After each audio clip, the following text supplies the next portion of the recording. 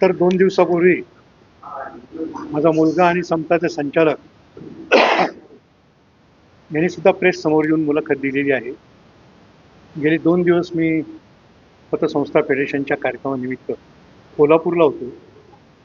त्यामुळे आज पुन्हा तुमच्या समोर येत आहे. त्याची कारणं अशी आहेत की 2 दिवसात पुन्हा काही विपर्यस्त वृत्त वर्तमानपत्रामध्ये आलेलं आहे की भोंदू खरातचा मी भक्त होतो. भोंदू खरातचा मी एका कार्यक्रमात सत्कार केला. भोंदू खरातच्या मी पाया पडलो. हे स्पष्टपणे मी नाकारतो. भोंदू खरात त्यावेळेस मला अशोक खरात म्हणून ओळख करून देण्यात आली. 3 वर्षापूर्वी नाशिकला एक राज्य पतसंस्था फेडरेशनचा कार्यक्रम होता आणि त्या कार्यक्रमामध्ये मला असं सांगण्यात आलं की या कार्यक्रमाला आलेले अशोक खरात नावाचे गृहस्थ नव्यानं एका पतसंस्थेचे चेअरमन झालेले आहेत. त्यांचा तुम्ही सत्कार करावा.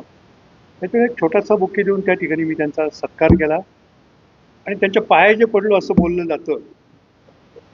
हिंदू संस्कृती आहे, वारकरी संस्कृती आहे, एकमेकांच्या पाया पडण्याची परंपरा आहे. त्याच्यामुळे मी त्यांच्या पाया पडलो असं.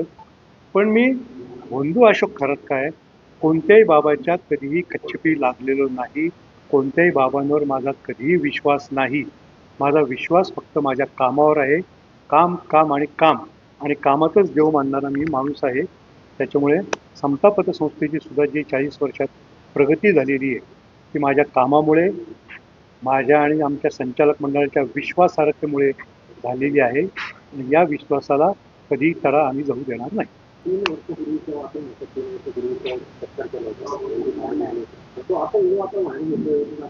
आता याचं उत्तर तुम्हीच दिलं पाहिजे.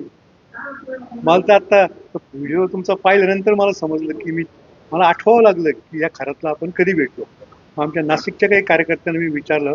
त्यावेळेस त्यांनी सांगितलं की अशा अशा कार्यक्रमात ते आले होते आणि आमच्या आग्रहाखातर तुम्ही त्यांचा सत्कार केला होता. तुम्ही बातम्या नक्की द्या पण विपर्यस्त वृत्त देऊ नका. आमच्याकडे त्या अकाउंटमधून 5-6 कोटीचे व्यवहार झालेले आहेत. शेकडो कोटी रुपयाचा गैरव्यवहार, 60 कोटी रुपयाचा गैरव्यवहार, असं विपर्यस्त वृत्त कृपया मीडियाने देऊ नये.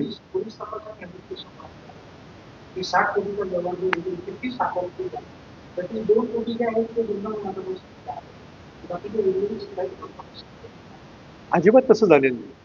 इतक्या प्रकारची रक्कम अजिबात पोलीस तपासात सुद्धा उघड झालेली नाही.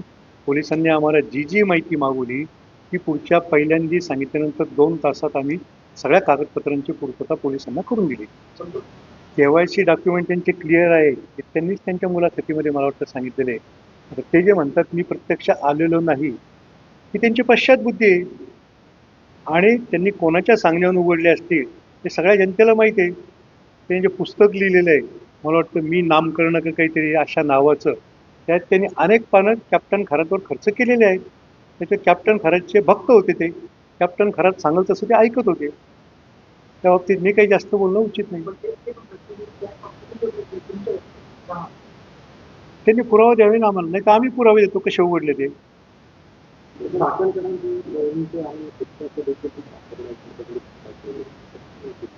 चाकणकर हे नाव आत्ता मला कळालं. पोलिसांनी जेव्हा विचारलं त्यावेळेस मला कळालं की चाकणकर या नावाचे खाते आमच्याकडे उघडले गेलेले आहेत. चाकणकर शेकडो असू शकतात महाराष्ट्रामध्ये. त्या रुपाली चाकणकरांच्याच बहीण होत्या. आम्हालाही काही माहीत नव्हतं. आणि कोणत्याही खातेदाराची, कोणत्याही ठेवीदाराचे नावं आम्ही कधी एक्सपोज करीत नाही. किंबहुना आमच्या संचालक मंडळासमोर सुद्धा खातेदारांचे, ठेवीदारांचे नावं अजिबात येत नाही. त्या ठेवीदारांची गोपनीयतेचा भंग आम्ही करत नाही. अनेक ठेवीदार असे येतात, मुलगा खातं उघडतो, तो म्हणतो माझ्या बापाला नाही कळालं पाहिजे. बायको खाते उघडती, ती म्हणते माझ्या नवऱ्याला नाही कळालं पाहिजे. तर ही गोपनीयता आम्ही पाळतो. त्याच्यावर कोणत्याही खातेदाराचं खातं उघडताना ते नाव आमच्यासमोर येत नाही आणि आम्ही त्याची शहानिशा सुद्धा करत नाही.